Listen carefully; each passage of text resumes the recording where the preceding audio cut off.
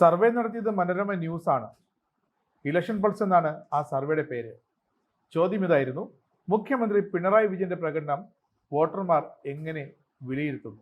53.1% മുഖ്യമന്ത്രിയുടെ പ്രകടനം മോശമെന്ന് അഭിപ്രായപ്പെട്ടത്. അതായത് സർവേയിൽ ഭൂരിപക്ഷവും മുഖ്യമന്ത്രിയുടെ പ്രകടനം മോശമെന്നാണ്.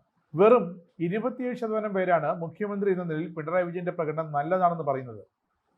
ഡിസംബറിൽ നടത്തിയ ഇതേ സർവേയിൽ പിണറായിയുടെ ഇതേ റേറ്റിംഗ് 29.1 ആയിരുന്നു. ജനുവരിയിൽ അത് 27.1 കുറഞ്ഞു. കഴിഞ്ഞ ആഴ്ച വീണ്ടും അത് നേരിയ തോതിൽ കുറഞ്ഞ് 27%. മുഖ്യമന്ത്രിയുടേത് ശരാശരി പ്രകടനമാണെന്ന് കരുതുന്നവർ 16.2%. അഭിപ്രായമൊന്നും ഇല്ലാത്തവർ 3.7% പേർ. ഡിസംബറിൽ മുഖ്യമന്ത്രിയുടെ പ്രകടനം മോശമെന്ന് 45% പേരാണ് അഭിപ്രായപ്പെട്ടത്.